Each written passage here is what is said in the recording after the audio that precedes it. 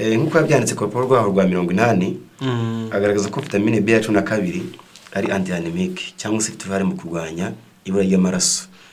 Ikindi cya kabiri ni uko ifite uruhare mu gutuma isukari inogerezwa cyangwa se igatwika igahindurwamo ingufu. Hakiyongeramo ko iyi vitamine B ya 12 ifite uruhare mu gutuma imitsi igabura umutima ikora neza cyangwa se igabura ubwonko. Niyo mpamvu iyo ubuze imitsi igabura umutima ishobora gukora nabi, aribyo abantu bashobora gutangira kugira ibibazo byo gukubita cyane, gutera cyane k'umutima, cyangwa se akabagira n'ibibazo byo kutazamura neza amaraso mu bwonko, bikarangwa nuko agiye byitwa shortness of breath, asa nk'ujya buri umwuka by'akanya gatoya. Ibyo nabyo ni ibindi bifite umumaro kuri twebwe. Ikindi cya kabiri nako cya kane igira uruhare mu mikorere y'ubwonko. Yego. Mbese gutuma ubushobozi bw'intekerezo buhora kuri gahunda, kugira ngo iyo myakura mbese amakuru atwarwe neza, byose no kubwonko bumeze neza. Kubw'ibyo rero iyi vitamine ifite mu gutuma système nerveux cyangwa se gutwara urwungano rw'inkwirakwiza makuru mu mubiri atandukanye, cyangwa se rw'imitsi yumva n'ubwonko bikora neza. Ibyo rero bigatuma ihari ubwonko bukora neza. Ikindi rero ni uko iba muri kimwe nanone kirwanya cyangwa se gikumira kugabanuka k'ubushobozi bw'intekerezo. Ibyo n'ubundi cyongera kugaruka kuri bwa bwonko. Niyo mpamvu iyo yavuze ubushobozi bw'intekerezo bushobora kugenda bugabanuka, umuntu akaba yagira nka Alzheimer n'ibindi, bitewe n'uko ubushobozi bw'ubwonko bugenda bugabanuka gahoro gahoro. Kwibagirwa ubusa, mbese n'ubushobozi bwo gufata mu mutwe bukagenda bugabanuka, ndetse no kwiheba bikaba byazamuka bitewe no kwibura. No kwiheba bikaba byazamo, umuntu akumva ariyanze, ubuzima arabwanze. Nayo ibigiramo uruhare iyo ibaye nkeye. Yego, nayo ibigiramo uruhare kuko nayo ifite uruhare mu gutuma birwanywa. Irakomeye burya. Reka abantu reka abantu bayishakana ubwira, reka abantu bayishakana umwete, burya irakomeye cyane pe. B ya 12 ntabwo umuntu ashobora kurya nyinshi ku buryo azarinda apfa atongeye gukenera indi. Ntabwo umubiri ukora stock ku buryo umuntu ashobora kurya nyinshi ifatika kavuga ati ewana ndayibonye kabisa, nta kibazo nzongera kugira. Wipimishije ku gihe bivuze ni kihe gihe umuntu aba akeneye gukoresha control kugira ngo amenye? Kwipimisha ku gihe uvuze byaba ari ryari? Ni rimwe mu kwezi se? Ni rimwe mu mwaka? Ni ryari? Byaba rimwe mu gihembwe. Ubwo mbese hagati by'ura y'amezi 8 byibura. Kuki nagenda ngo nigurire ikiro cy'inyama cyangwa se ngure ifi n'inkoko nirire bite nyibona? Mbabari ibyo bintu bisubiremo neza, ibintu bishobora gutuma ishobora gukomeza kugabanuka kandi urimo gukoresha ibiyibonekamo. Wari tubwiye stress. Ni igihe umuntu ashobora kuba yarayibuze akabasha ari kwigarura. None akaba afite impagara nyinshi, stress nyinshi, no gusinzira akaba ari kuruka, atari kuruka neza. Yego. Kitari kuruka neza, afite impagara nyinshi, bishobora kubyakomeza gutuma ajya abona izamuka bikongera kagira shite yayo.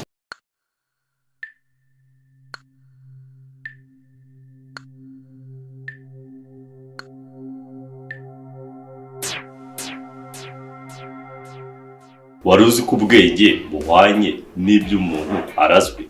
Uzasoma umubwiriza igice cya 7 umurongo wa 11. Intamenya irira ku muziro. Umutima w'umunyabwenge uronka kumenya. Ukura utabaza ugasaza utamenye.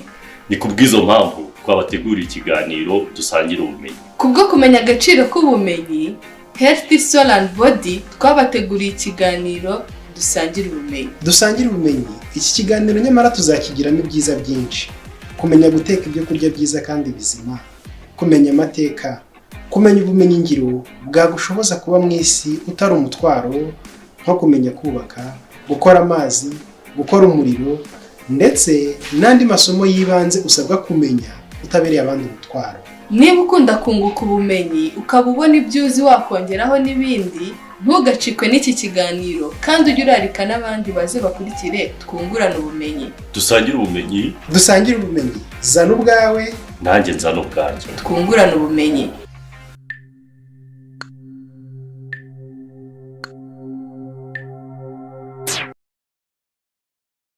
twongere tubasuhuze tubahe ikaze twongere tubabwire yuko twishimiye kongera kugira uno mwanya wo kuganira namwe. Rero twongeye kubaha ikaze cyane tuvuga tuti tunezezwa n'uburyo ki mudukurikirana mukatwereka yuko ibyo dukora bibafasha bikagira aho bibavana bikagira naho bibageza. Rwose turabashimira cyane. Nkuko musanzwe mubimenyereye rero intego yacu no gufasha amagara cyangwa se gufasha ubugingo, amaraso, no gufasha umutima cyangwa se umuntu w'imbere ame, no kugira ngo n'umubiri ibyo bibiri bibamo amagara mazima n'umwuka muzima cyangwa se umuntu muzima w'imbere utagaragara biba biri mu mubiri nawe uri muzima. Ibyo ngibyo byose kugira ngo bigubwe neza byose tubigeraho twifashishije ubumenyi. Niyo mpamvu insanganyamatsiko yacu aba ari ugusangira ubumenyi, uzanye ubwawe nanjye nkazana ubwanjye tugafatanyiriza hamwe tukunguka ubumenyi. Nkuko musanzwe mubimenyereye rero twigira kuri byose, twigishwa na bose, wowe nanjye n'abandi. Tuba dufite abaduha ubumenyi batandukanye. Ngewe musanzwe mumenyereye nitwa Mwumvirangoma Jean Claude, ariko murimo kubona yuko dufite isura nshya. Benshi wenda hari abamubonye bakabona basanzwe bamuzi, bagahita bavuga bati uyu muntu hari n'ibyinshi ajya baganiriza. Hari abamuzi hari n'abatamuzi. Umuryango w'ubumenyi ahangaha tugenda twunguka abantu benshi bashya buri munsi ko bwije nuko bukeye. Ubwo rero turaza kumuha umwanya abasuhuze abibwire, hanyuma araza no kutumara amatsiko atubwire icyo ari buze kutwunguraho ubumenyi uyu munsi. Tuguhaye ikaze. Murakoze cyane. Ni karibu nyinshi cyane. Murakoze cyane. Yego. Turakugira ngo wibwire abatakuzi cyangwa se abakwibagiwe, umuntu yarangiritse cyane yibagirwa vuba ubu ngubu. Amazina ni Valence Ngabo y'Isonga. Valence Ngabo y'Isonga, yego. Iryo zina wenda hari abumvishe atari rishyashya mu matwi yabo. Valence, uyu munsi turagira ngo utuganirize kandi utwungura ubumenyi ku kintu kimwe nifuje yuko wazadufashaho nk'umusomyi, umushakashatsi, umucukumbuzi, umuntu wita ku bintu akaba yabyiga cyane akabikurikirana. Nzi yuko nawe uri umwe muri abo bantu. Turagira ngo mu nsanganyamatsiko y'uyu munsi udufashe dusobanukirwe neza B ya 12. B ya 12 uraza kwitubwira kuko ubu ngubu navuga ngo turi mu gihe abantu benshi bamaze ko guha ubumenyi agaciro. Gusa hari rimwe abantu bafashe ibintu amajyejuru bakabimenyaho igice, kuko usanga abantu benshi B ya 12 yarabaye B ya 12. Abantu benshi bayibazaho byinshi bitandukanye, bayitekerezaho byinshi bitandukanye, bakayivugaho ibitandukanye kugira ngo wumve agaciro kabyo, wumve n'uburemere bwabyo. Hari abantu bafata umwanzuro wo kujya gusambana kugira ngo babone B ya 12. B12 ntahandi hantu wayikura udasambanye. Bagafata initiative yo kubikora kugira ngo iyo B ya 12 bayibone. Ndabizi ntabwo nabyumvanye umuntu umwe cyangwa babiri. Mu by'ukuri ibyo bintu bizwi n'abantu benshi, n'abandi bo kudukurikirana barabizi yuko B12 bajya bavuga ati B12 udasambanye ntabwo wayibona. So turagira rero ngo abantu basobanukirwe B ya 12. Bwa mbere ubanza utubwire ngo ubundi B ya 12 ni iki, iboneka he, ikorwa ite, kugira ngo n'abo bantu natumara amatsiko tubwire ati koko B ya 12 usambanye wayibona, abantu badukurikiranye babashe gushira amatsiko. Yego, murakoze cyane. Mu by'ukuri ndagira ngo mbwire wenda batekereza ko bazayibona ko basambanye, mbwira ngo ntabwo ari byo. Kuko ntabwo Imana yashimye yuko ibyagira akamaro umuntu bihishwa mu wundi. Ntabwo nawe yarizi ko ashobora kubibona abibonye uyu umwe cyangwa ubundi. Yego. Kubw'ibyo rero B12 ubusanzwe intungamubiri nk'uko haba n'izindi ntungamubiri zitandukanye tubona, ariko ikaba ari mu bwoko bw'amavitamine. Ubwo ni intungamubiri ariko ikaba ari vitamine inyunyuzwa inyuze mu mazi cyangwa se ibyo bita water soluble vitamins. Ubwo ni intungamubiri twinjiza bitanyuze mu nzira y'amavuta. Ubwo mbese ari inzira y'amatembabuzi yoroshye, isa nk'ivanzemo n'amavuta, ari inyuramo amavitamine azamukira mu mavuta. Akaba n'inzira y'amaraso ako kanya biturutse mu mara bihita bikomeza mu mwijima. Ubwo rero niyo B12 nayo n'undi inyura mu nzira y'amaraso cyangwa se mu nzira hariho hitwa mu mazi. Yego. Bitewe n'uko itabanza kunyura mu nzira y'amavuta ngo ibanze ijyagira uko ifunikwa ibone uko yagera mu maraso. Rero ikaba ari intungamubiri rero ariko y'ingenzi cyane mu buzima bwacu bwa buri munsi, kuko idufitiye akamaro kanini cyane. Ubundi mu by'ukuri ni intungamubiri ikunze kuba yahawe izina ryitwa cobalamine bitewe nuko hagati muri chemical formula cyangwa se mu ndemano ya gihanga igizwemo n'ibyitwa cobalt, umunyungugu. Yego. Bigatuma rero mwahaye izina baragendeye ku iyo ngiyo ko umunyungugu urimo bituma yitwa cobalamine. Rero iyo ntungamubiri mu mubiri wacu, mu mubiri w'inyamaswa z'indyabyatsi cyangwa se yitwa herbivorous, ikunze kuremwa n'udukoko dukunda kuba mu nzira z'igogora zatwo, cyane cyane mu gifu n'agana mu mara. Ubwo rero izo ngizo zigira zitwa cobalamine producing bacteria cyangwa se cobalamine synthesizing bacteria. Ni udukoko ariko dufite uruhare mu gutumwa ya vitamine B12 irema. Biturutse ku bya byatsi zariye, twa dukoko tukazahinduramo vitamine B12. Yaramara kuremwa ikazabikwa mu mihore yazo, indi ikabikwa mu mata yazo. Hanyuma akaba nanone izindi ziri granivorous cyangwa se n'indyampeke. Ubwo nizo zizamo nkoko n'izindi. Ubwo zo nazo bitewe nuko nubwo z'impeke ariko zijya zitora n'iminyorogoto n'utundi. Burira iminyorogoto rero impamvu mujya mwumva bava ngo ifumbire kugira ngo ibyatsi byihute kubora, ngo n'urundi ibyatsi ko bivanga n'itaka bizihuta kubora biberemo ifumbire. Nuko iminyorogoto ijyamo ikajya bya byatsi kavanga n'itaka, none ifumbire ikazaboneka neza bitewe na ya minyorogoto na za milipede na za sanpede, ni twose n'udukoko zino bakunze kwita ni muhuha. Uko tunyuzemo dutuma bibora byihuse, tuzatuma bya byatsi bya bifitemo za nitrogene, za phosphore, potassium bizivanga n'igitaka bikarema ifumbire nziza. None uzangukore kuko zirya bya bindi bifitemo natwe dukoko muri tu. Bimwe byariye bituma bizinjiza bizabiremeramo vitamine B12 nayo igende yibike mu mihore yayo no mu magi yazo. Nuko rero niyo ngiyo rero nukiremwa. Reka wenda uvuze ibintu biri scientifique cyane. Reka tubiyungurire kuko hari ababyumvise, hari abascientifique babyumvise, ariko hari n'abandi turi umuryango mugari batumvishe urwo rurimi. Ni ukuvuga ngo vitamine B12 iremwa n'udukoko tuba mu mara y'inyamaswa cyangwa se mu gifu cy'inyamaswa z'indyabyatsi. Hanyuma rizarya ibyo byatsi cyangwa se indyampeke zirya n'utunyorogoto nk'uko babisobanuye. Iyo vitamine B12 ikagenda ikibika mu mihore yazo, hanyuma ikibika mu mata yazo cyangwa se mu magi.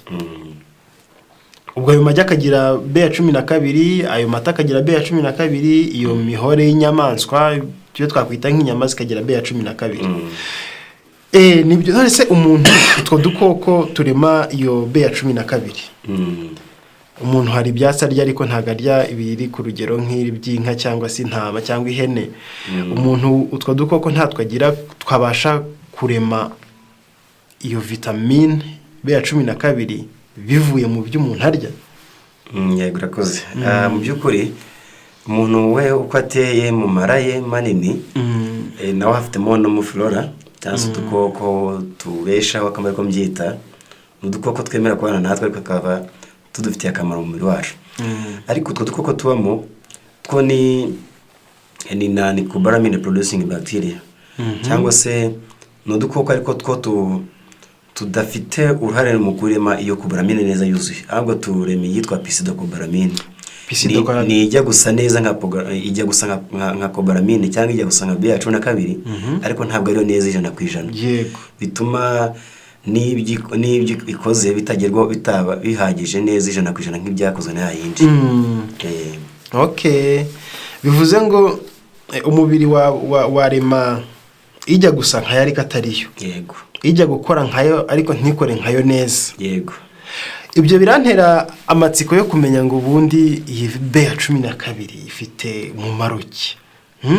BA12 yabaye BA12 ituma abantu bavuga bati narakwemera nkanasambana ariko nkayibona, ariko abasambanyi murumva baba kuri inzira ku murima, ababikoraga ariyo barimo gushaka ntibanayibonye, bakoze icyaha gusa Satani yarabashutse nabo baremera, batubwiye ko mwumvisha ahituruka bari buze no kuhatubwira.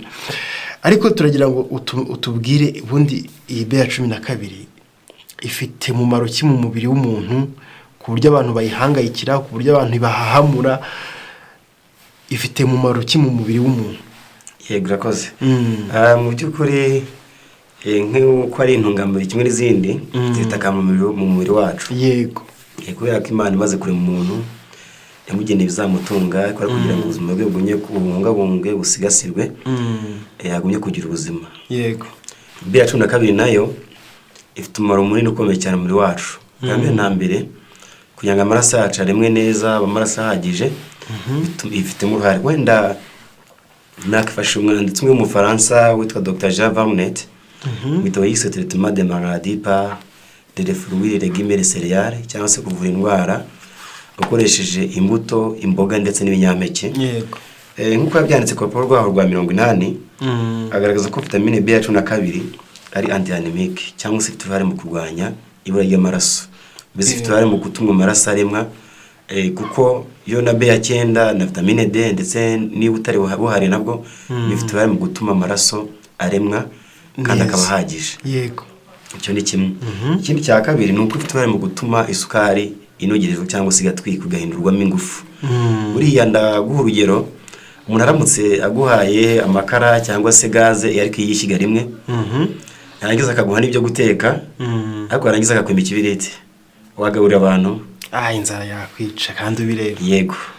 Ni nako bimeze mu mubiri wacu, by'umwihariko vitamine B zifite uruhare mu gutuma isukari itwikwa.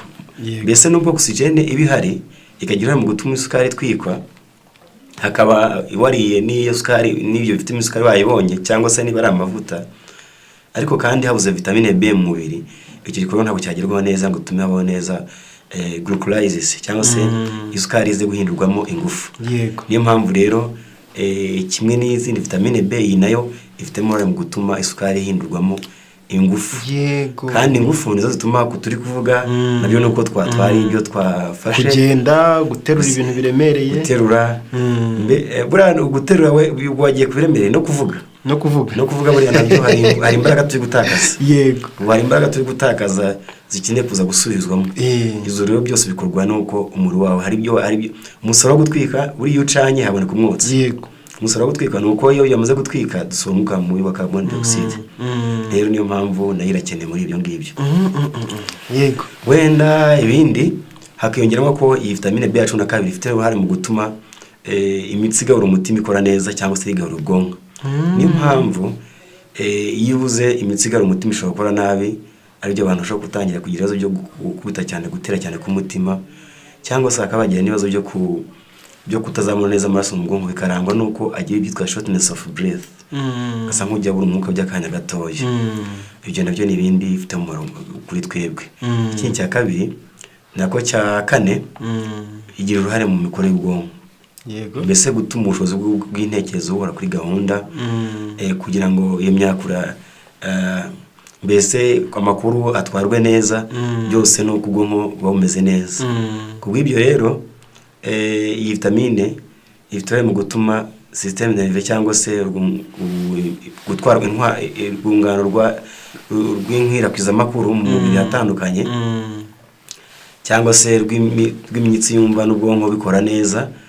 Ibyo rero bigatuma iyo ihari ubwonko bukora neza. Ikindi rero ni uko iba muri kimwe nanone kirwanya cyangwa se gikumira kugabanuka k'ubushobozi bw'intekerezo. Ibyo none cyongera kugaruka kuri bwa bwonko. Niyo mpamvu iyo yavuze ubushobozi bw'intekerezo bushobora kugenda bugabanuka, umuntu akaba yagira nka Alzheimer n'ibindi, bitewe n'uko ubushobozi bw'ubwonko bugenda bugabanuka gahoro gahoro. kwibagirwa ubusa mbese n'ubushobozi bwo gufata mu mutwe bukagenda bugabanuka, ndetse no kwiheba bikaba byazamuka bitewe no kwibura. No kwiheba bikazamo bikaba byazamo, umuntu akumva ariyanze, ubuzima arabwanze. Nayo ibigiramo uruhare iyo ibaye nkeye. Yego, nayo ibigiramo uruhare kuko nayo ifite uruhare mu gutuma birwanywa. Irakomeye burya, reka abantu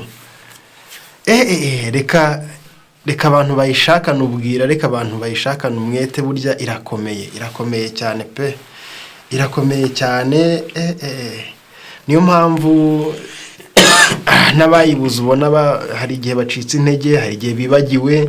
Uraza no kutubwira, wenda uraza kubikomozaho. Irakomeye burya niyo kwitabwaho, kuko ndumva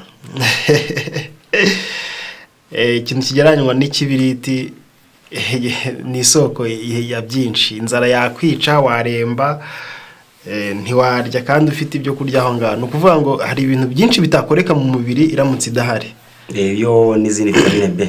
Niyo n'izindi vitamine B. Okay. Nibyo. None se ubundi utubwiye akamaro kayo. Nibyo pe, ifite akamaro kanini cyane ku muntu, cyane ikora ku bwonko, igakora mu maraso, ibikora ku bintu bikomeye cyane. Urumva rero ifite akamaro gakomeye. None se ubundi igibura byagenze bite? Kenshi cyoterwa n'impamvu nyinshi, ariko wenda zimwe mu zo twavugaho zikomeye. Ishobora kubura bitewe n'ikigero cy'imyaka umuntu agezemo, wenda se umuntu atangiye gukura. Kuko umuntu agenda asaza, wenda turacyari bato ntabwo twahita tubyumva, ariko biganira n'umusaza ariko arakubwira ngo njye ndumva ntashaka kurya, ndumva ashaka kwinywera. Yego. Ese ubushobozi bwo gutangira kurya butangiye kugabanuka muri we. Yumva asigaye yumva akeneye ibintu bitari bwamugore mu nda. Mbese ubushobozi igogora ryo ritangiye kugenda rigira imbaraga nkeya. Bivuze ngo rero n'ubushobozi bwo kunyunyuza kwayo kumutangiye gukura bugenda bugabanuka kuri we. Icyo ni kimwe ishobora kugabanuka byatewe n'uko igogora ryatangiye kugenda rigira imbaraga nkeya bitewe n'imyaka umuntu agezemo. Icya kabiri, abantu bafata imiti wenda yo kuringaniza isukari mu maraso nka metformine, barwaye diabete, nabo hari uko iriya miti ishobora kugira ingaruka ku byitwa proton pump inhibitor. Nabigereranya ni nk'abashinzwe kwinjiza iyo vitamine B. Ubwo mbese mu mara hagiye harimo bitandukanye, ariko dufite uruhare, dufite imirimo itandukanye. Reka mfatse nk'utanga urugero kugira ngo nabo bari kumva babyumve. Sa nk'ufata uramutse ufite umufuka cyangwa ushaka kwinjiza mu nzu, ariko mu muryango kikaba kitari bwatambukemo neza, ugakenera abantu bari mu mpande babiri bari bajye bagihengura bakahindukiza neza kugira ngo kibone ko gicengera kinjira mu nzu. Ni nkako bimeze nazo rero umubiri wacu hari ibintu bimwe byinjire kuko bikeneye ibindi bifasha kwinjira. Noneho rero iyo rero ifatwa iyo miti igihare mu kubangamira imikore yazo ntizikore neza uko bikwiye. Hakiyongeramo rero ikindi, nk'abantu bakunda kugira ibibazo bya sida nyinshi mu gifu, bakaba bafata imiti igabanya sida kenshi, nka za omeprazole. Nabo abantu bayifashe kenshi, izo ngorane zishobora kubaho z'uko ikibazo cya vitamine B yacu nabo bashobora kukigira ikaba nkeya, bitewe n'uko ya acide ishobora kugira none ikagenda isa nk'iyabanye nkeya rimwe na rimwe, igatuma kunyunyuzwa kwa vitamine B yacu kutazakorwa neza kugira gihagije. Yego. Abo nabo ni abandi bashobora kugira ikibazo cyayo. Abandi ni abashobora kugira ibibazo by'uburwayi bw'amara butandukanye. Wenda nk'ubwo twavugamo ni nk'uburwayi bw'amara, aho amara batanyuza neza nk'izitwa za Crohn's disease. Ubundi ni nk'uburwayi bw'amara bwitwa celiac disease, naho amara umuntu aba afite ikibazo cy'uko amara yatihanganira ibintu bituma kari akantu gakururuka gluten. ya gluten, ubwo ni nk'ingano n'ibindi bitandukanye nka za sayiri yariyo bare. Abo rero nabo bagira ingorane z'uko vitamine B12 itanyunyuzwa neza kuri bo. Okay. Cyane cyane wenda nabo bakunze kwibasirwa cyane, ndetse n'abashobora kuba baragize ibibazo by'amaraso make cyane, nabo ingorane zishobora kuba zakunda kuba. Okay, cyangwa bakagira impanuka bagatakaza amaraso menshi. Ibyo byose bishobora kuba byabibasira igihe bagize ibikomere bituma cyane cyane nk'ibikomere byo mu mara, bikaba byatuma cyane wenda nk'umuntu yagize uburwayi bwa pancreatitis, amara akamera nk'aho yakobotse, noneho rero bikaba byatuma B12 itakinzira neza kuko abatakaza n'amaraso cyane. Okay. None se ubundi B12 ntabwo umuntu ashobora kurya nyinshi ku buryo azarinda apfa atongeye gukenera indi? Ntabwo umubiri ukora stock ku buryo umuntu ashobora kurya nyinshi ifatika kavuga ati ewana ndayibonye kabisa nta kibazo nzongera kugira? Rakoze wenda sinzi ibyo wariye nako cyangwa se ibyo wariye ejo, ariko ubu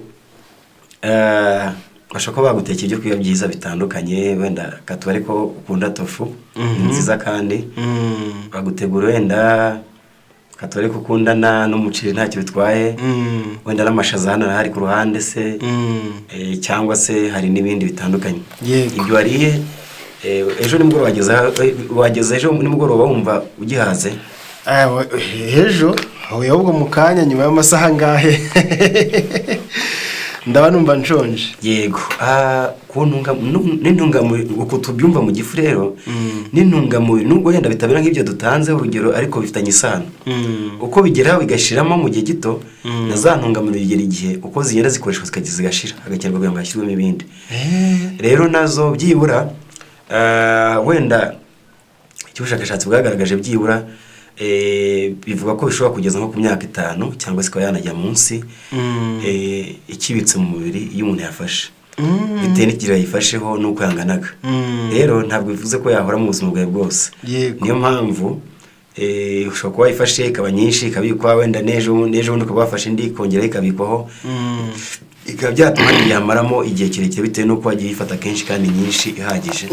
Ariko ntabwo bivuze ngo yabikwa by'ubuzima bwawe bwose ukaba bihagaze ko utakongera gukenera indi kwifata. Nibyo burya bwose umuntu aramutse ariye nabi ntarye ibikungahaye kuri iyo vitamine B12 ashobora kumara imyaka 5, nyuma y'imyaka 5 agatangira kubona ingaruka zo kubura iyo vitamine B12. Ntabwo twata tuvuga ko ari imyaka 5 ko hari igihe iyo wafashe uyu munsi yujemo icyumwe kongera gafata indi yari kibitse yindi ikongera kazabikwa ikaba yanarenga. Ubwo ibyo niyo mpamvu bavuze ngo uyifashe munsi ntihongeye gufata indi, kongera kugira ibindi ufata vitamine. Imyaka 5 ingaruka zishobora gutangira kuza. Nicyo byabivuze. Nibyo murakoze. Ndagira ngo uze kudufasha noneho kugira ngo abantu bakomeze kugenda basobanukirwa, utubwire ngo ubundi uwayibuze arangwa n'iki? Kuko hari abantu bashobora kuba badukurikiye bafite ibibazo cyangwa se badafite ihagije mu mubiri wabo, ariko bakaba batabizi.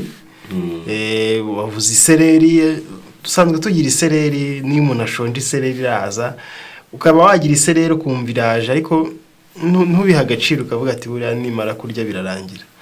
Ariko wenda bikaba byashoboka yuko ari bimwe mu bintu bishobora kugaragaza yuko ufite iyo carence ya B12.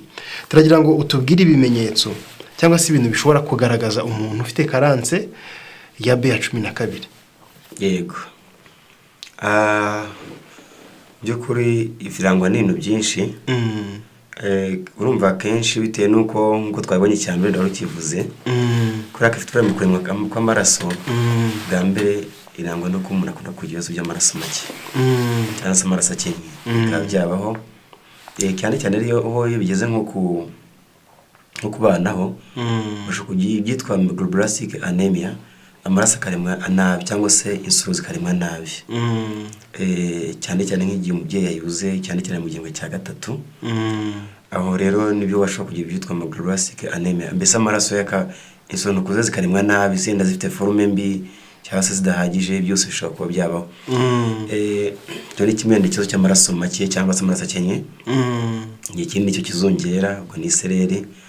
Kabiri abantu ushobora gutangira kugabanuka k'ubushobozi bw'intekerezo ukajya bugabanuka gahoro gahoro. Wagize ubushobozi bw'intekerezo bwagabanutse arangwa n'iki? Ni ugutangira kwibagirwa ubusabusa, ubushobozi bwo gufata mu mutwe bugatangira kugabanuka. Ibyo nabwo byo ni ukugabanuka k'ubushobozi bw'intekerezo. Yego. Ikindi cya kane hari gutangira kuzamo kwibasirwa no kumva utangiye kugira ibibazo by'agahinda gakabije cyangwa se ubwihebe. Muri wowe bitewe n'uko umera nk'umva udafite amahoro mu ntekerezo, kumva ntuguwe neza, mbese umuntu agatangira kumva ameze nk'aho umva atisanzuye, umva atishimye, ariko atasobanura impamvu icyo bimera ameze uko nguko, ariko bitewe no kubura kwayo. Ntabwo bivuze ko ari cyo nyine cyabitera, ariko nayo ni imwe mu mpamvu. Ikindi ni uko umuntu ashobora gutangira kugira ibibazo byo kumva aremereye ibikanu, nubwo bishobora guturuka no ku yindi mpamvu bitewe n'amadisike cyangwa se n'ibindi bibazo bitandukanye byabaho, nabwo ashobora gukunda kumva aremereye ibikana, kumva ameze nk'uwikoreye ibintu bimuremereye. Ikindi ni umutwe, ashobora kuribwa n'umutwe, nabyo byabaho. Ashobora kubamo gutera cyane k'umutima, gukubita cyane. Bizirikane nigeze mbivugaho. Yego. Ko ifite uruhare mu gutuma imitsi igabura umutima ikora neza cyangwa se nizamura amaraso ku bwonko. Ubwo rero imitsi igabura umutima igihe itari gukora neza yitwa coronary artery, bituma umutima utabona ingufu cyangwa se imbaraga zituma nawe ugakora umurimo wo kohereza no kwakira amaraso. Yego. Kwakira amaraso avuye mu mubiri no kohereza andi mu mubiri yamaze gusukurwa. Ubwo rero niba uri kwishakamo imbaraga zo gukubita umutima usanzwe wifitemo, ubundi uhereye ku cyumweru cya 5 umutima ugomba uratera kugeza igihe umuntu azavira mu buzima. Kuba ufite agatuma uhora ukora, mbese akitwa sino arterial nodes, mbese ni nk'agatuma mbese umutima ntujya uhagarara kereka habaye ibibazo, nabyo bihita bikeneye ubutabazi bwihuse ku buryo byangombwa ko nawushitura. Yego. Ubwo mbese kugira ngo ubuzima bw'umuntu adatakaza ubuzima, kuko uhagaze ubuzima bwa butakaye. Ibyo rero bituma ukenera ibiwugaburira kugira ngo inyama zawo cyangwa se imikaya yawo ihore imeze neza, ifite imbaraga, ipompa ku buryo amaraso ahora kwirakwira atandukanye. Kuri ibyo rero iyi imitsi ugaburira idakora neza, ushobora kugira ibibazo by'uko wa mutima ushobora kuba imbaraga wo kwirwanya no gukubita cyane kugira ngo bireke ko wakoza amaraso. Niyo mpamvu rero ashobora kuba icyo kibazo. Kuko hari abantu bajya bivuza umutima bakamara igihe bivura umutima ariko atari yo mpamvu nyamukuru. Yego. Kuko bishobora kubaho kandi umuvuduko, ibimenyetso by'umuvuduko cyangwa se umuvuduko mwinshi w'amaraso bapima bagasanga ni muzima, kandi agakomeza kugira ibibazo by'umutima. Yego. Nibyo. Ikindi rero hashobora kuba ibyitwa shortness of breath cyangwa se ni nko kubura umwuka by'akanya gato. Bishobora kuba wasinzira yamye akumva ameze nk'uri gutakaza ubuzima, wagira ngo ameze nk'uri gutakaza ubuzima, akumva ameze nk'aho wagira ngo agiye gupfa, cyangwa se ari kugenda yihuta akumva ameze nk'ubuze umwuka by'akanya gato. Icyo ni ikintu gishobora kugaragara cyaranga yuko bishobora kuba byashoboka ko ahari watangiye kugira ibibazo byo kubura vitamine B12. Yego. Nibyo. Hari abantu usuzumye bakaba bumvishe bimwe mu bimenyetso babifite, uraza ubwo kugira ngo uze no kubafasha ubabwire ibyabafasha. Ariko se wabwirwa n'iki yuko ufite ihagije cyangwa se hari urugero ubwo? Byibura ubundi iyo umuntu atangiye kujya munsi byibura ku bintu bitandukanye bitewe na n'ibijya bishyirwaho atandukanye ku isi, ariko umuntu atangiye kujya munsi y'148 nabwo aho ngaho yageze batangiye kugaragaza ibimenyetso byibura hejuru yo 150 nibwo byibura uba wumva ukimeze neza. Ariko iyo batangiye kujya mu 100 nabwo bimwe mu bimenyetso biba bishobora gutangira kugaragara. Yego. Kuko batangiye kujya mu 100 aho ngaho mu 100 ushobora kugira tumwe mu tumenyetso tw'uko yabaye nkeye, kuko biri kwegera kuba nkeye. Niyo mpamvu rero ibyiza mu rwego rwo gukumira no kwirinda, igihe umuntu azi yuko ashobora kuba hari ibimenyetso runaka agaragaje, ari byiza kwisuzumisha kugira ngo arebe niba koko impiyese ko ipipimisha ku gihe kugira ngo amenye niba igihombo cyaba kitabaye. Cyane ko dufite amahirwe wenda nk'abari inaha ndabaho mu Rwanda tumenye ko hamwe na hamwe usanga hari ayipima atandukanye yaba yigenga ndetse n'asanzwe rero kubw'ibyo bikaba byoroshye kuba babimenya n'ibyo urugero rwayo. uravuze uti wipimishije ku gihe. Wipimishije ku gihe bivuze ni ikihe gihe umuntu aba akeneye gukoresha controle kugira ngo amenye amavitamine ari mu mubiri we? Byumvikana yuko wenda byanaba byiza apimishije n'ayandi atari yo gusa, wenda kuko ariyo turimo kwibandaho. Umuntu yayipimisha nyuma y'igihe kingana iki? Hari igihe gitangwa nk'inama umuntu yazajya avuga ati ngiye gukoresha controle menye aho umubiri wanjye uhagaze. Kwipimisha ku gihe uvuze byaba ari ryari? Ni rimwe mu kwezi se? Ni rimwe mu mwaka? Ni ryari? Wenda cyo iki ntabwo ndavuga mbere nk'ushyizeho urugero ruri cyangwa se igihe kiri exact, mbese umuntu yavangwa n'icyo gihe kidakuka. Yego. Ariko bibaye byiza bikunze cyane ko gukora biba bisaba byaba rimwe mu gihembwe. Ubwo mbese hagati by'ura y'amezi 8 byibura umuntu akamenya ko umubiri uhagaze bibaye byiza ari bikunda byaba ari byiza. Okay, hagati y'amezi 8 byaba ari byiza kuko byatumenya mu mubiri wanjye mu gihe kingana ko umenda ameze uko nguko. Yego. Nibyo. Kandi koko nibutse ijambo Paul yavuzeho ati nimwisuzume nimwigerageze mumenye yuko mukiri mu byizerwa mu by'umwuka. Yasabye abantu kwisuzuma ngo barebe yuko bakibihagazemo neza, ariko byumvikana yuko n'umubiri wacu ugomba gusuzuma kugira ngo tumenye uko uhagaze. Hari abantu badafite umuco wo kwisuzumisha, babaho bimeze nka tombora, yaramutse ubwo nyine yaramutse arwaye ubwo nyine ajya kwa muganga ruko arwaye. Watanga ihe nama kuri icyo kintu cyo kugira ngo n'uwo muco abantu bawugire wose, umuco wo kwisuzumisha. Hari n'abantu bavuga ati ni ukwizera gukeya, Imana se kwiturinda, dukeneye kujya gukoresha ayo makontorore ngo bigende gute? Mu by'ukuri buriya ni uko wenda hari igihe biba ari bisa nk'ibigoranye, wenda se ubushobozi n'ibindi bitandukanye bijya bibaho bitera, ariko kumenya uko umuntu ahagaze bari kimwe mu buryo bwiza bwo kumenya uko uzarinda cyangwa se uzakumira umubiri wawe cyane cyane. Ariko by'umwihariko noneho igihe uzi ko hari igihe bishoboka ko hari ibyo ushobora kuba utageraho neza kugira rukwiye, byagufasha kumenya uko uhagaze. Yego. Ntabwo ari itegeko ngo bibe icyo gihe kingana uko. Niyo mpamvu navuze ngo byibura biba byiza byura hejuru guturuka aho ngaho bishobora kubaho. Kono ntabwo byaba bya buri kwezi. Ariko guturuka kuri aho ngaho kuzamura hagati y'amezi 4 na 3 kuzamura umuntu byibura aho ngaho aba yamenya yatangira kubangurika ndebe ko umubiri wanjye muri iki gihe kingana uko waba umeze waba uhagaze.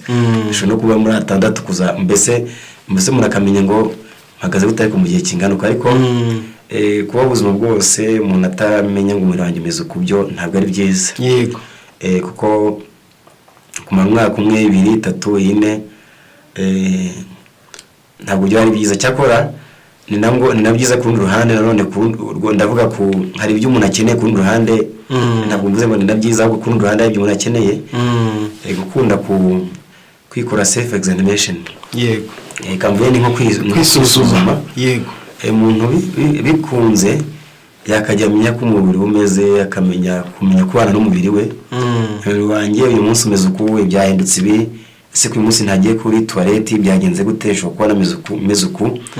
Ese ku munsi numva nari bahanga umutwe, aho ni byaba byatewe nuko hari ntabwo y'amazi ahagije ahari. Ese ku munsi numva bwanagize ka diare byatewe n'iki, sho kwa diare nayitewe nuko wenda nari ibyo kurya byanduye. Umubiri wanjye usanga nk'imyanda, urekura amazi mu mara ngo ureke wasora ya myanda. Mbese kumenya uko umubiri uhagaze nawe ubwawe utarinda cya gihe, nabyo ni byiza kugira ngo umuntu amenye ngo igihe kumenya umubiri uko uhagaze uyu munsi cyangwa se kubyitaho bigufasha kutazatungurwa n'uburwayi ngo urware ariko ubube bwarakuze igihe kirekire, ngo usanga wenda wari umaze igihe uribwa umugongo, ibinya byari byinshi, agadusonga twari twinshi mu itako, usanga impyiko zimaze igihe zarangiritse utabizi. Ariko iyo utangiye kumva utuntu tumwe na tumwe fata, ariko ahantu umva bishoboka ko urugingo rwagize ikibazo, reka ntangire mbyito hakiri kare nkosore ibyarwangiriza. Iyo utangiye gukosora bituma na cya gihe wenda utabonye ubwabyo bwo kuba wabikoresha ujye umenya ngo umubiri wanjye ujya ahangaha hari hagize ikibazo ndahakosoye. None amahirwe yaboneka bikitabwe kugira ngo umenye n'ahandi n'ibyo utabasha kuba kwireberaho. Yego. Urakoze cyane. Na Paul yaravuze ati rero mbese ntimwimenya keretse mubaye abagabo. Bango kutimenya mu by'ukuri uba ufite umugayo rwose, ubugabe rwose. Kandi njya mbona n'abashinzwe ibinyabiziga bajya hari igihe bategeka abantu kujya gukoresha control technique. Mu imodoka ukagenda ukakoresha control technique bakareba niba nta kibazo ifite, kandi iyo utakoresheje iyo control nyamubona mu muhanda babahana. Imana rero ko ari nyamahoro igihano izahanira rimwe, ariko birumvikana yuko pe ntago bikwiriye yuko tujya gusuzumisha imodoka zacu buri mwaka se buri myaka ingahe, hanyuma ngo twebwe imibiri yacu aba ariyo duha agaciro gakeya cyane. Abantu bagire n'umuco rwose wo kwisuzumisha. Hari n'abantu bakakwiye no kuzajya bagira inshuti zifite ubumenyi ku buzima. Igihe yumvishe utwo tumenyetso tudasobanutse, hari umuntu ubyuka umugongo se nk'uko wavuze, wenda hari utumenyetso tugaragaza ko impyiko zidakora neza, akaba ati ni ibintu biri aho ngaho biri buze kwimara. Ubuzima ntabwo ari tombora, ntabwo ari erikave rwose wapi, ahubwo ni byiza kwimenya. Urakoze cyane. Reka abantu nabo abazagira ubushobozi bwo kubikora, bwo gukoresha iyo control hagati y'amezi 4 na 6 kuzamura, mujye muyikora rwose bizajya bifasha. Twumvishe n'umuntu wayibuze ibimenyetso bimuranga. Hari umuntu wagiye ubyumva kimwe ku kindi, ugahera ku cyambere ukusa ku cyanyuma agasanga ibyo byose arabifite. Bivuze ngo deja hari abantu barimo kutwumva, bari kudukurikira, bamaze kumva yuko bafite carence ya vitamine B ya 12. Ubu ngubu rero bateye ubwoba, bahahamutse bavuze bati turapfuye turashize, nta amaraso tugiye kugira ubukene bw'amaraso, turabigenza ntabwo ndari kubatera ubwoba. Ahubwo iyo ubwiye umuntu ko nakora ku mashanyarazi ari bushye ntabwo ari umutwitsi, ahubwo umubwiye ngo nirinde kubera ko rwa rusinga rurimo umuriro. Yego. Niyo rero umuntu avuze wenda ingorane ishobora guterwa n'uko n'ibyo umuntu yabuze, wari kugira ngo umuntu atangire kumira hakiri kare. Yego. Kuko mu kwirinda kwiza ntabwo bisuvuze kureka gusa ngo bisobanuye no kongera kumenya ibyo umuntu yakoresha, ariko bigatuma umubiri we ukomeza kugira ubuzima.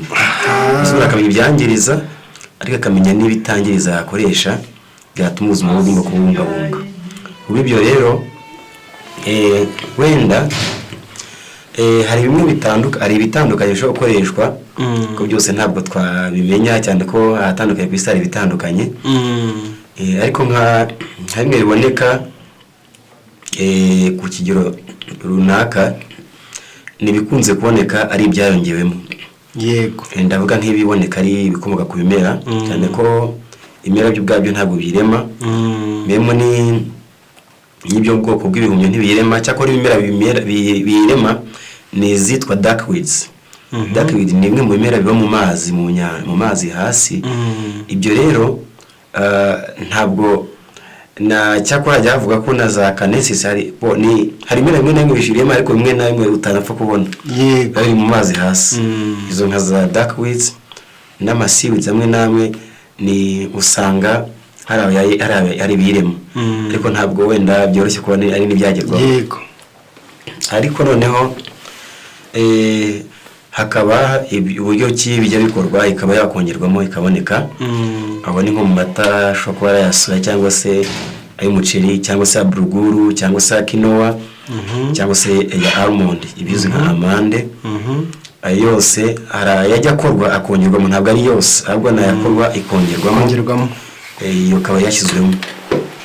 Ubwo hari igihe usanga bavuze ngo wenda twongeyemo mikorogaramu 2.4 wenda 2.4 wenda muri garama 100 niyo ibirimo mu yo twongeyemo, biterwa n'ikigero bagiye bavuga cyashyizwemo. Aho ni kimwe mu mata y'ibyo ngibyo. Kabiri ishobora kuba inyampeke byatunganijwe bikayongerwamo, ubwo ni bishobora ari nka oats cyangwa se oatmeal cyangwa se bizwi nka flocon d'avoine, bizwi dukunda kwita mu Kinyarwanda isanzwe nka porridge, ariko zikaba ari izayishyizwemo. Ntabwo bivuze ko ari zose, ahubwo zose ntabwo ziba ziyifite, ahubwo hari zimwe ziba zayongewemo, hari ishobora kuboneka zikaba zayongeyemo. Yego. Gatatu hari n'ishobora kuba ari ibiheri by'ibigori byayongeyemo, ibizwi nka cornflakes. Ubwo ni ishobora kuba zayongewemo, ntabwo ari zose, ntabwo ari cornflakes zose, ahubwo ni ishobora kuba zayongewemo.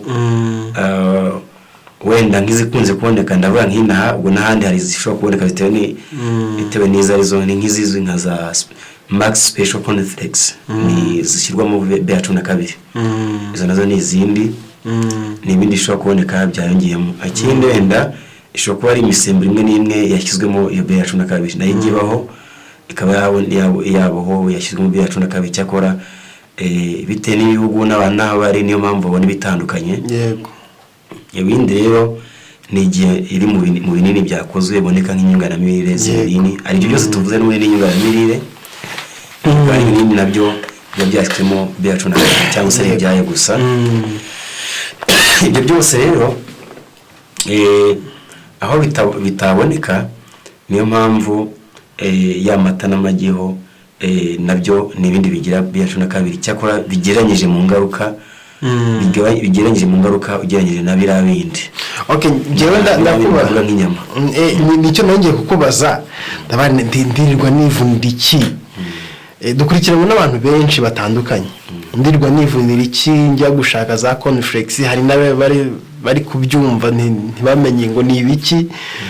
Almonds bazi icyo ni kihe kimera, mu Rwanda tuzi ibigori n'ubunyobwa na soya, almonds ntibazi ngo ni ibiki. Ndirirwa njya kwivunira iki kw'inyamaswa ziyirema, kw'inkoko iyirema, kw'inkime. Kuki nagenda ngo nigurire ikiro cy'inyama cyangwa se ngure ifi n'inkoko nirire bite nyibona? Kuki ntarya inyama ngo nyibone bibe birangiye? Ntabwo turabwira abantu ko bahita bazikunda ngo babikore, kuko ni nko gushaka kujya gukiza, reka mvuge ngo ni ugushaka gukiza kimwe ariko uteye ikindi. Nibyo. Okay, ndagira ngo bisesengure kugira abantu babimenye, bamenye ko mu nyama zirimo kubera iki abantu badakwiye kuzishakiramo. Mu nyama harimo izihe ngaruka zatuma umuntu adashakiramo B12? Kubera ko kubizwe n'ibyitwa magnification cyangwa se no buryo ukujyana kw'ibinyabuzima, imyanda igenda yikubamo cyangwa se imbuto z'indwara zikubamo cyangwa se ibyangiza byikuba, ariko intungamubiri zigabanuka. Yego. Wenda nk'urugero rumwe natanga rwumvikana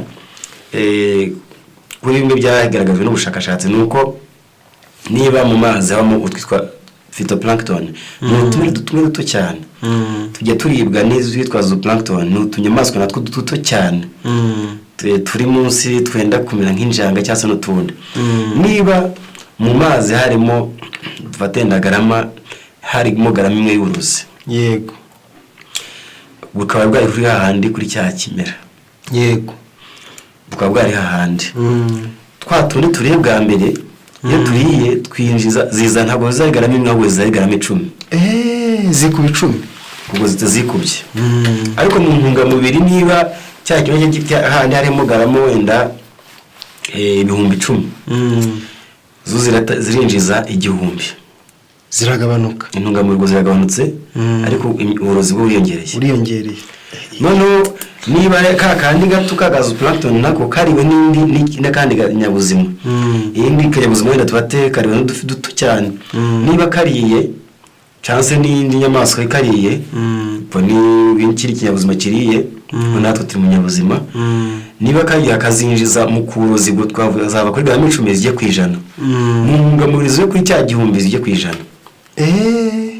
ngwino intungamubiri zose ziraganutse ariko uburozi bukagenda bugenda bwikuba mbese ibyatera indwara byo bikugenda byikuba niba inyuma aho byariya kandi bizava ku burozi bizava ku 100 bijye ku 1000 mu ntungamubiri biri ku 100 bigera ku 10. bivuze ngo intungamubiri zo ziri kugabanuka ariko imbuto z'indwara cyangwa se ibyatera ingorane byo biri kugenda byiyongera. Kubw'ibyo niyo mpamvu kandi imbuto z'indwara kenshi cyangwa se ibyakwangiriza umuntu kenshi ntabwo bibanza kwibika ni mu mihore cyangwa se mu bire by'iza nyamaswa cyane cyane mu mihore cyane ko niba ari imiti itewe nibanza gutijya yihutira mu maraso atandukanye. Ubwo rero niho cyane biba birenze kugira ikiri hejuru.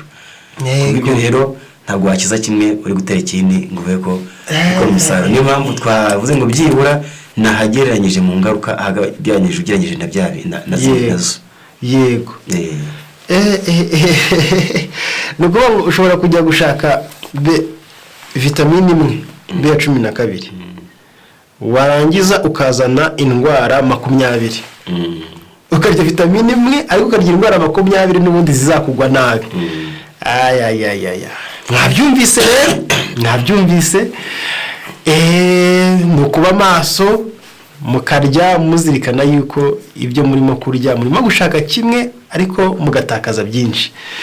Urakoze cyane. None batubwiye ibyo ngibyo turagira ngo ufashe abantu bagiye gutangira urugendo. Uvuze ingaruka imwe igera ku bantu bakoresha ibikomoka ku matungo, ariko hari n'abantu babyize, abantu bamaze gusobanuka bakagenda basobanukirwa ububi bw'ibikomoka ku matungo, amakanseri, amadiyabete.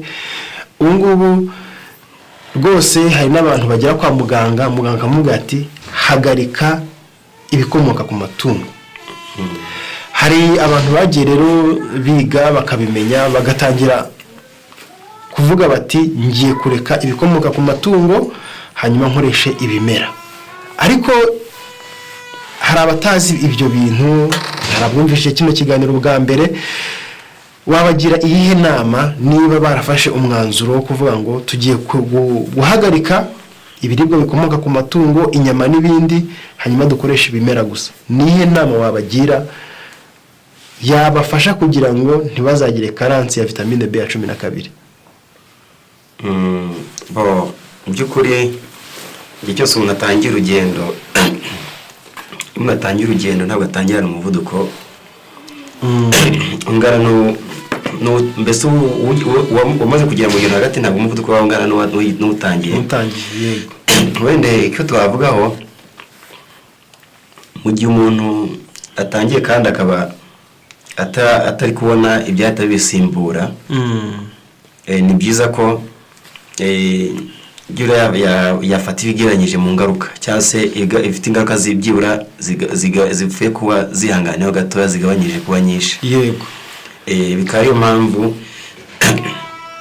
ashobora gukuraho bya bindi nka ziriya tumaze kuvuga nk'izo nyama, ariko wenda nk'ibyo bigabanyije mu ngaruka akabifata kugira utoya ariko kugenda atera intambwe kugira ngo asimbuze bya bindi byiza abasha kubona n'igihe biri kuboneka, cyetse igihe byaba ari aho bitaboneka ariko igihe agize umugisha wo kubibona akaba yayibona yagenda bisimbuza.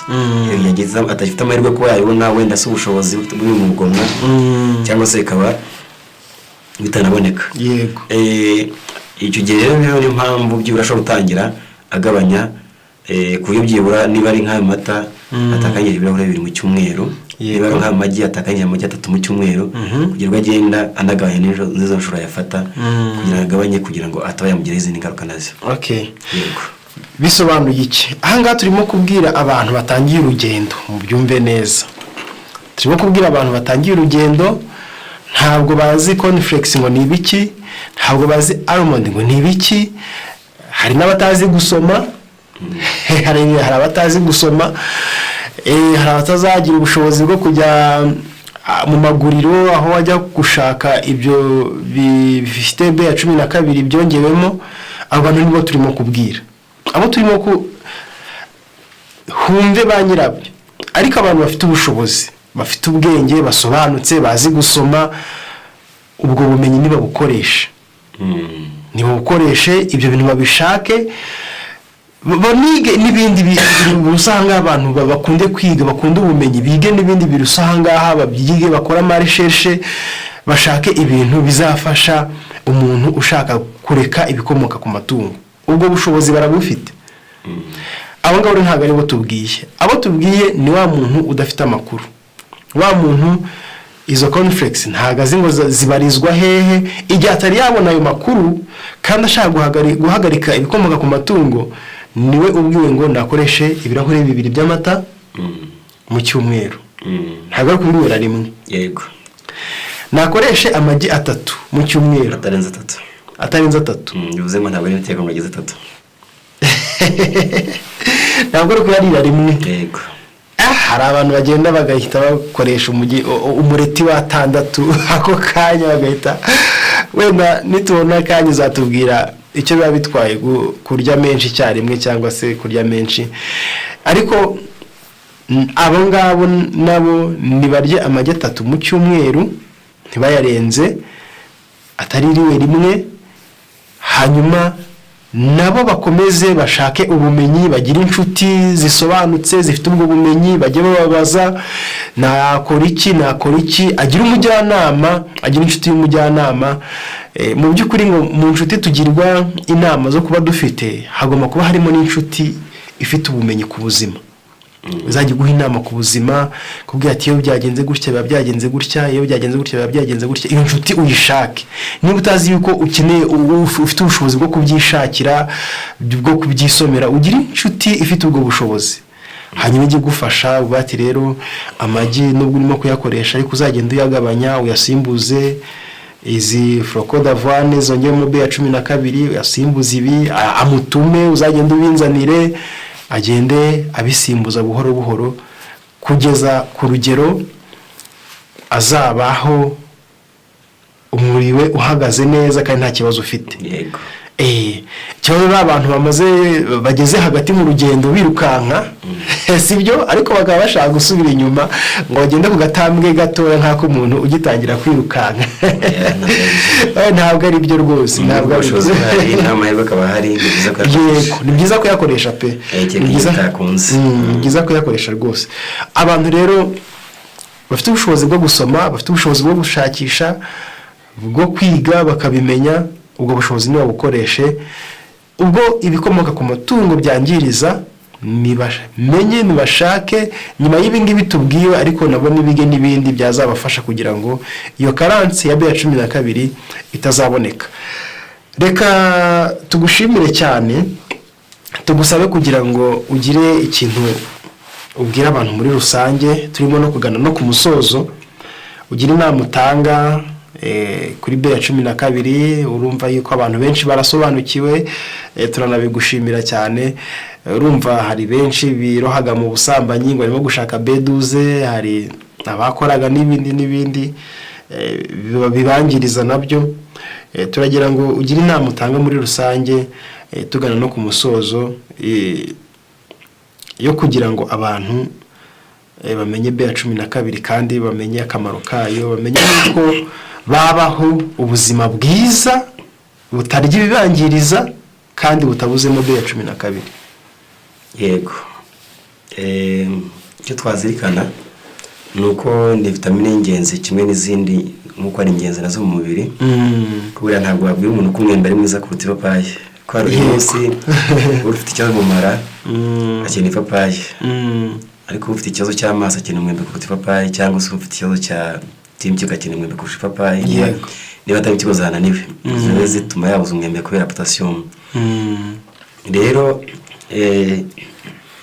niyo mpamvu nayo ni ingenzi kimwe n'izindi, kandi kuba kwabiteje igihombo cyane, ko kuba kwabisha guteza ibizwi nka permanent neurological disorder, ndetse no kwangirika kw'imyakura cyangwa se intwara, bikaba byashobora kuba by'igihe kirekire. Ariko hari akantu uvuze, reka ngasobanurira abantu wenda batabyumvishe. Ikintu iyo bavuze ikintu bita permanent, no kwangirika by'iteka, n'ibintu by'igihe kirekire. Birashoboka ko bishobora kuba byaranagabanuka, ariko hakaba igihe bishobora kwanga zikagumaho. Niyo mpamvu ubundi ubushakashatsi bugaragaza ko byibura ingaruka zayo ku muntu wazigize bikaba byari bimaze igihe kirekire, ingaruka zayo zishobora gushira hagati y'amezi 2 n'6, ariko nabwo yifashe neza.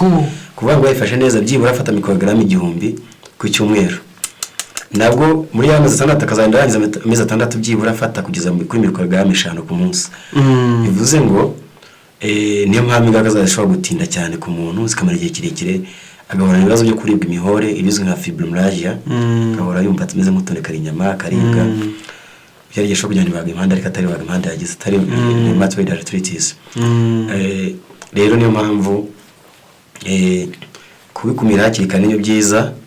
Izo ngaruka kuba bamaze kugera mu wenda kugeza ingorane zabyo, ni byiza ko bya bindi igihe biboneka babikoresha. Bimwe bishoboka byarongiyemo bizima, nibyo igihe byaba bitaboneka, igihe yaba bitaboneka cyangwa se n'uburyo bwabyo butaboneka, akabasha bya bindi bigeranyije mu ngaruka, kuba bifite ingaruka nkeya, kugira ngo ariko agumye gutuma ubuzima bwe buguma ku murongo. Murakoze cyane. Hari ikintu uvuze cy'ingenzi ngira ngo abantu bakizirikane. Umuntu wamaze kugerwaho n'ingaruka yarangiza agatangira gukoresha kwivura, gukoresha ibibonekamo vitamine B ya 12, izo ngaruka zishobora gushira nyuma y'amezi 2 cyangwa 6 akoresha ku rugero rukwiriye ibibonekamo vitamine B ya 12. Hari abiheba rero bamaze kubikora nk'ukwezi kose ngo ngo narabikoze, ngo nta kintu ntakoze, ngo nararambiwe. Be kwiheba ahubwo bakomeze. Mbese bivuze ngo tangira kwiheba nyuma y'amezi 6 ukoresha. Nabwo ntabwo wakwiheba, kuko umuriro ushobora kuba wenda kwangirika ko ariko arageze hejuru. Biranashoboka ko yanarenga, kuko hari igihe wenda ubushakashatsi bukozwe hagiye biterwa n'aho bwakorewe. Wenda nk'ubwasundasumye bwakozwe ni kaminuza y'Abongereza yabukoze. Rero bishoboka kuba kubyabaho bite n'aho bwakorewe. Birashoboka ko hari igihe byarenga bite n'igihe bimaze. Bite n'igihe bimaze, izo ngaruka zikaba zari nyinshi cyane. Kubwo ibyo rero ntabwo nanone ashobora kunarenga. Ariko byumvikana yuko watangiye kubikoresha nta kabuza, ntabwo ari indwara idakira. Byatangiye kubyitaho, ntabwo bivuze ko wabura gukira. Mwe kwiheba rero ahubwo mukomeze, mwe gucika intege, mukomeze. Ubikoresheje amezi angahe ukabona zimwe ziragabanuka, izindi ntabwo zigabanuka, wicika intege, wowe komeza. Ikindi ndambaye nkuguca mu ijambo, haruguru ubaho umuntu ariko agifite stress nyinshi, kandi umuntu akora ntiwi kugabanuka, kandi iyo uri mu gihe cya stress nabo byabaye bazabona yuko niyo bari bamukora injection yayo akaba bayimuteye bakimutera cyangwa ari n'ibyo yafashe cyangwa se yongemo, akaba afite nanone bituma afite impagarara nyinshi. Mu gihe cyo gukora cyane, mu gihe gukoresha ubwonko cyane cyangwa se aruhuka gakeya, abona ko n'undi gumye kajya imanuka. Nabyo bimwe mu bituma igabanuka cyane ku rugero ruri hejuru. Niyo mpamvu rero kubona icyo ni cyitondera kuza kubikora igihe batangiye kugaruka baraga bari gukora cyane kongera ikajya imanuka, ibimenyetso bikagaragara. Bitewe n'uko atari kubibona, bitewe n'uko umubiri we uko uri gukora bituma agumya kwitakaza cyane. Ibyo aho ngaho ni igihe ari umuntu utari expose kuri stress nyinshi, ibyo gihe cyaba kigizwe neza. Mbabara ibyo bintu bisubiremo neza, ibintu bishobora gutuma ishobora gukomeza kugabanuka kandi urimo gukoresha ibiyibonekamo. Wari tubwiye stress. Ni igihe umuntu ashobora kuba yarayibuze akabasha ari kwigarura, none akaba afite impagarara nyinshi, stress nyinshi, no gusinzira akaba ari atari kuruka neza. Atari kuruka neza, afite impagarara nyinshi, bishobora kubyakomeza gutuma ajya abona yizamuka ariko kongera kagira shite yayo. Kandi yazamutse igeze kuri 400 500 mu gihe gito kitarenze nk'ukwezi kumwe amezi 2 isuye ku ijana, pima ageze wenda kuri 200. Ijana naho yageze batangiye kujya munsi ya murongo ushobora byinshi. Ariko akabona hasuye muri 200 agatuma tumenye atangiye kutugaragaza mu gatoya, cyangwa se akabona ageze nko muri 230 akumva avuye muri 500 yamanutse cyane. Nuko ni igihe gitoya, bitewe nuko nibyo ni kuyifata, ariko afite ibindi biri gutuma umubiri uyikenera cyane kuyikoresha cyane. Waruvuze stress, gukoresha ubwonko cyane, gukora imirimo ikoresha ubwonko cyane, no kutaruhuka neza. Ubu rero mwa bantu mwe mwimenye, niyo mpamvu mugomba kwisuzuma cyane mukamenya akazi ndimo gukora ni kazi bwoko ki, ubuzima mbayemo n'ubuzima bwoko ki, hanyuma niba ndimo gufata birimo kuyitanga ku rugero rungana gute. Ndatekereza yuko abantu bari bafite amatsiko kuri day ya 12 bayibazagaho byinshi bitandukanye. Mu by'ukuri tubashije kunguka ubumenyi bwatubera impamba yo kugira ngo imibiri yacu ibe ari mitaraga. Rero reka tugushimire cyane, ni byinshi ubumenyi bwagutse ubumenyi bwagutse ntabwo twabivuga ngo tubimare, ariko ntekereza yuko twakoze hirya no hino ku byafasha umuntu akabasha kubaho neza kandi atagize karansi ya B12. Ibyo ubuzima yabamo ikabura, ubuzima yabamo ayikoresha ariko nanone igakomeza kubura. Ndatekeka yuko ayo makuru yose turayahawe. Igisigaye rero ni ukugira ngo tube maso, tujye dukoresha control y'imibiri yacu, tumenye uko duhagaze. Aho ufite nke umenye yuko ugomba kuhavura, uko ugomba kuhasana, hanyuma kandi tumenye gushakira ahantu hatari ingaruka mbi. Ni byiza mu matungo, ibikomoka ku matungo ibamo, ariko ntabwo ari ubona gusa, uyibona yivanze n'ibindi bitari byiza. Reka rero tugarukira aha ngaha, nakagaruka ubumenyi tuzajya twungurana ubumenyi ko bwije nuko bukeye, bitewe na byinshi dukeneye muri buno buzima bwacu bw'uyu munsi. Reka dushimire mwene data waduhaye umwanya we, akaba twunguye n'ubumenyi. Reka namwe tubashimire mwe mwatanze umwanya wanyu mugakurikirana kino kiganiro, kandi muzagisangiza n'abandi kugira ngo benshi batazi B12 barushaho kuyunguka. Murakoze rero, reka tubasezereho kandi dushimire na mwene data tumwira ngo Imana imuhe umugisha. Murakoze namwe. Yego murakoze, nakagaruka. Imana ibane namwe. Ubuzima bwawe. Muraho neza Kamari? Muraho neza Makura? Amakuru y'iminsi myinshi. Makuru ni meza, naho mwe? Natwe turaho, turashima Imana. Mami, kumbuye kwisabato. Isabato zagera cyane. Mami, kumbuye kwisabato. Isabato zahagera cyane. Ariko uri umunyamugisha pe. Abana bawe bakumbura isabato. Barayikumbura cyane. Gose wabawe ntago bayikumbura. Ashwi. Nese ubwo ntibyaba byarapfiriye mu gikoni ku isabato ubwo barya iki? Barya ibisanzwe ni ya miceri. Baba bariye no mu yindi minsi cyane. Ni wowe rero wabyishe.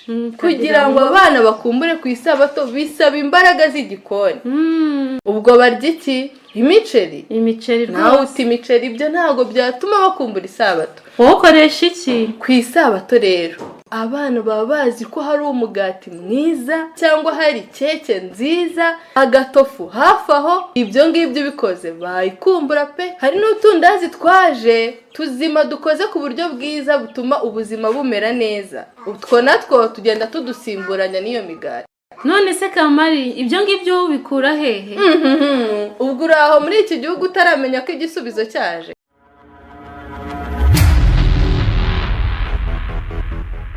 Sigasira Amagara Bakery ni igisubizo ku bantu bifuza kurya ibyo kurya byiza kandi bizima. None se abo bantu bakorera he? Biroroshye, wabibona mu mpande zitandukanye z'iki gihugu: Nyabugogo, Musanze, Muhanga n'ahandi. Mushonje muhishiwe bizaba byabagezeho vuba. Nyabugogo nka he? Ukigera muri gare hagati baza kwangamije no kwa Elisa, uzamutse hirya gatoya ubaze kwa Mama Kerve, haba hari imigati, amandazi meza afasha ubwonko, akabusana kandi akabuha iterambere. Ubuzima bwawe bufite agaciro. Ubwo ndabizi ubwo ari wowe ugiye kuzana ubunebwe. Reka da, ibi byiza wabisanga impande zose. Maza Kimironko kwa Emi ndetse n'ahandi hose musanzwe musanga ibicuruzwa by'abagorozi. Ntabwo ubona uko ukora akazi urahangayika. uramutse ukeneye ibindi bisobanuro wahamagara 078 190 0738 cyangwa se 078 45 078 38 ndetse na 0722 62 23 14. Burya amagara araseseka ntayorwa. Ntugapfe kurya, ntugapfe kunywa, ntugapfe kwambara nta mpamvu, kuko ibyo byose ari byo bigena ubuzima bwawe. Ahubwo waburya unywa cyangwa ukora ikintu